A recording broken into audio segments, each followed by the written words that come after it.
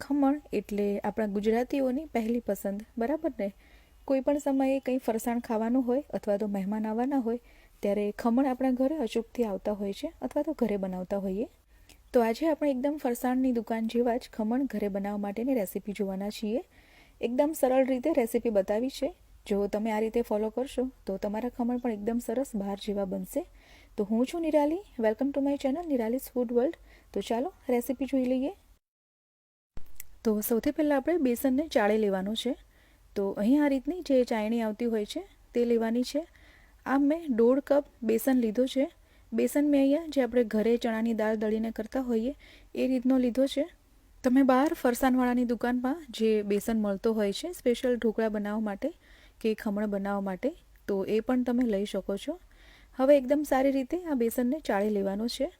ચાળીને બેસન વાપરવો ખૂબ જ જરૂરી છે, જેથી એમાં રહેલી દરેક ગાંઠ દૂર થઈ જાય અને બેટર આપણું એકદમ સરસ સ્મૂથ બનીને તૈયાર થશે, જે એકદમ સ્પોન્જી ઢોકળા બનાવવા માટે ખૂબ જ જરૂરી છે. તો એકદમ સરસ રીતે બેસન બધો ચડાઈ ગયો છે. હવે આ બેસનને આપણે સાઈડ પર કરી દઈશું અને હવે એક બાઉલમાં પાણી લેવાનું છે અને બાકીના બધા ઇન્ગ્રેડિયન્ટ્સ છે તે તેમાં ઉમેરવાના.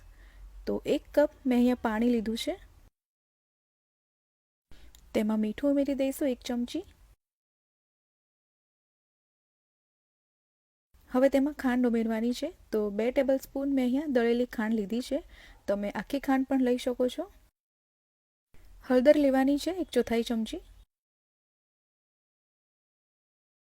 હવે એકદમ ફરસાણની દુકાન જેવું રિઝલ્ટ લાવવા માટે તમારે અહીંયા લીંબુના ફૂલનો ઉપયોગ કરવાનો છે. 1/2 ટીસ્પૂન મેં અહીંયા લીંબુના ફૂલ લીધા છે. તમને પરફેક્ટ મેઝરમેન્ટ બતાવી દઉં તો આ 1 ટીસ્પૂન છે, તેમાં આપણે લીંબુના ફૂલ નાખીને જોઈ લઈએ. તો પરફેક્ટ અડધી ટીસ્પૂન લીંબુના ફૂલ મેં અહીંયા લીધા છે, તે આપણે પાણીમાં ઉમેરી દઈશું. હવે એકદમ સારી રીતે બધી વસ્તુને પાણી સાથે મિક્સ કરી લેવાની છે. લીંબુના ફૂલ પણ એકદમ સારી રીતે ડિઝોલ્વ થઈ જવા જોઈએ પાણીમાં, એટલું મિક્સ કરવાનું છે. તો હવે તમે જોઈ શકો છો એકદમ સારી રીતે બધી વસ્તુ છે તે મિક્સ થઈ ગઈ છે. હવે બેસનમાં પાણી ઉમેરતું જવાનું છે. તો થોડું થોડું કરી અને પાણી ઉમેરતા જઈશું અને આ રીતે મિક્સ કરતા જવાનું છે. બધું પાણી એકસાથે નહીં ઉમેરી દેવાનું, નહીં તો તેમાં ગાંઠ પડતી જશે. આ રીતે થોડું થોડું કરી અને પાણી ઉમેરતા જવાનું છે અને મિક્સ કરતા જવાનું.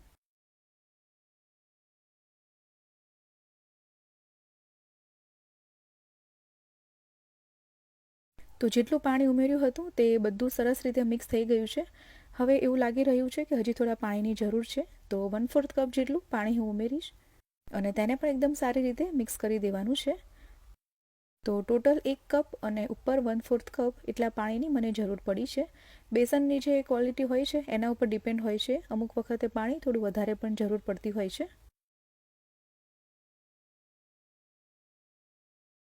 તો હવે એકદમ પરફેક્ટ ફ્લોઈંગ કન્સિસ્ટન્સી છે બેટરની. હું તમને સ્પૂનની મદદથી બતાવી દઉં.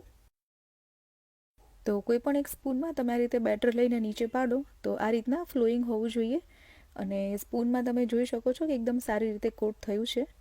તો આ એકદમ પરફેક્ટ કન્સિસ્ટન્સી છે બેટરની. તમારે પણ આ જ રીતની કન્સિસ્ટન્સી રાખવાની છે. હવે આ તૈયાર થયેલા બેટરને આપણે 1 મિનિટ સુધી આ રીતે વિસ્ક કરી લેવાનું છે. તમે હાથની મદદથી પણ કરી શકો છો. રીતે એક જ ડાયરેક્શનમાં વિસ્ક કરી લેવાથી તેમાં એરેશન આવશે બેટરમાં અને આપણા જે ખમણ છે તે એકદમ સરસ સોફ્ટ અને ફૂલેલા બનશે. તો 1 મિનિટ માટે મેં બેટરને વિસ્ક કરી લીધું છે. હવે આ બેટરને આપણે થોડીવાર માટે સાઈડ પર રાખી દઈશું અને બાકીની તૈયારી કરી લઈએ. તો ખમણને સ્ટીમ કરવા મૂકતા પહેલાં સ્ટીમર તમારું રેડી હોવું જોઈએ. તો અહીંયા મેં પાણી ગરમ કરવા મૂકી દીધું છે સ્ટીમરમાં. અહીં અમે આ રીતનું સ્ટીલનું ટીન લીધું છે ખમણને સ્ટીમ કરવા માટે. તો તમારી પાસે જો આ રીતનું કોઈ પણ વાસણ હોય સ્ટીલનું કે પછી કેક ટીન પણ લઈ શકાય અથવા તો થાળીમાં પણ તમે બનાવી શકો છો. તો સ્ટીમર પણ આપણું એકદમ તૈયાર છે. સ્ટીલનું ટીન મેં જે હમણાં તમને બતાવ્યું તે તેલથી ગ્રીસ કરેલું મૂકી દેવાનું છે અને ઢાંકી દઈશું. હવે જે બેટર આપણું છે તેમાં 1 ટીસ્પૂન તેલ ઉમેરી દેવાનું છે. તેલ ઉમેરવાથી ખમણ છે તે ખાતી વખતે બિલકુલ પણ ડ્રાય નહીં લાગે. તો તેલ ઉમેરી તેને એકદમ સારી રીતે બેટર સાથે મિક્સ કરી દેવાનું છે. હવે અહીંયા મેં 1 ટીસ્પૂન ઈનો લીધો છે. તમે ઈનોના બદલે જે આપણે મીઠા સોડા આવે છે ટાટાના એ પણ લઈ શકો છો. હવે ઈનોને એકદમ સારી રીતે બેટર સાથે મિક્સ કરી દેવાનું છે. ઈનો જેમ જેમ મિક્સ થતો જશે એમ બેટર છે તે ફ્લફી બનતું જશે. તો તમે જોઈ શકો છો એકદમ સરસ રીતે ફ્લફી એવું બેટર બનીને તૈયાર છે. સ્પૂનની મદદથી પણ તમને હું એક વખત બતાવી દઉં. તો આ રીતનું થઈ જશે ઈનો જ્યારે મિક્સ થઈ જશે બરાબર રીતે. હવે સ્ટીમર જે આપણે રેડી કરવા મૂક્યું હતું તેમાં જે ટીન આપણે મૂક્યું છે તેમાં બધું બેટર લઈ લેવાનું છે.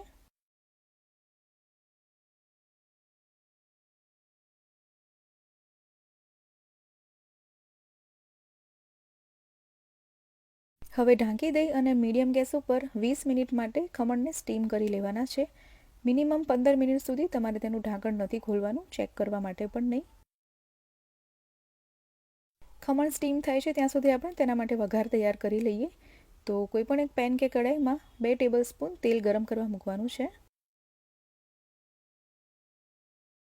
તેલ ગરમ થઈ જાય એટલે તેમાં 1 ટેબલ સ્પૂન રાઈ લેવાની છે. રાઈનું પ્રમાણ અહીંયા ખમણના વઘારમાં હંમેશા થોડું વધારે પડતું હોય છે. રાઈ સરસ ફૂટી જાય એટલે તેમાં 1 લીલું મરચું આ રીતે ટુકડા કરેલું લઈ લેવાનું છે. 10 થી 15 નંગ મીઠા લીમડાના પાન. બંને વસ્તુને 1 મિનિટ માટે સાંતળી લેવાની છે.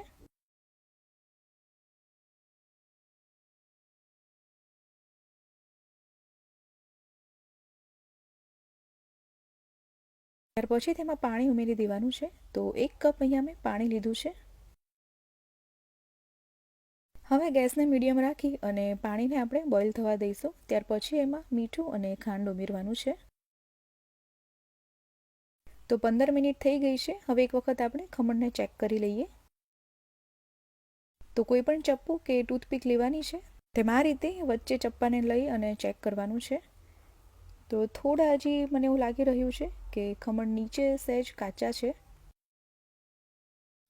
થોડા ખમણ છે તે નીચેથી ચપ્પા સાથે ચોંટીને આવે છે.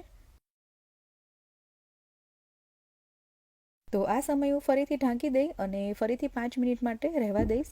એટલે ટોટલ 20 મિનિટ આપણે ખમણને સ્ટીમ કરીશું. આ સાઈડ વઘાર માટે જે આપણે પાણી મૂક્યું હતું તે પણ બોઇલ થઈ રહ્યું છે. તો હવે તેમાં ખાંડ ઉમેરવાની છે. તો અહીંયા હું દળેલી ખાંડ લઈ રહી છું. તમે આખી પણ ખાંડ લઈ શકો છો. તો 3 ચમચી મેં અહીંયા ખાંડ ઉમેરી છે. અડધી ચમચી મીઠું ઉમેરવાનું છે. મીઠું આપણે પહેલાં પણ ખમણમાં ઉમેર્યું છે. તો અત્યારે આ પાણી પૂરતું જ મીઠું ઉમેરીશું. હવે બધી વસ્તુને મિક્સ કરી દેવાની છે. જો તમે આખી ખાંડ લીધી હોય તો ખાંડ બધી પીગળી જાય ત્યાં સુધી તમારે તેને બોઇલ થવા દેવાનું. અહીંયા મેં દળેલી ખાંડ લીધી છે એટલે એકદમ સરસ રીતે તે ફટાફટ મિક્સ થઈ જશે. તો 1 થી 2 મિનિટ માટે જ બોઇલ થવા દેવાનું છે પાણીને. ત્યાર પછી ગેસ બંધ કરી દેવાનો છે.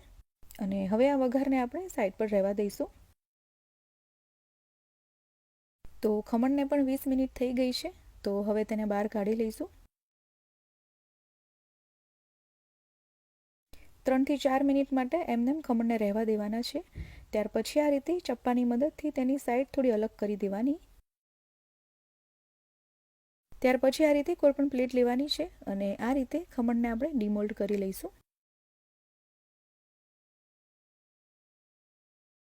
થોડું આ રીતે ઉપરથી ટેપ કરી દેવાનું એટલે એકદમ આસાનીથી ખમણ છે તે નીકળી જશે.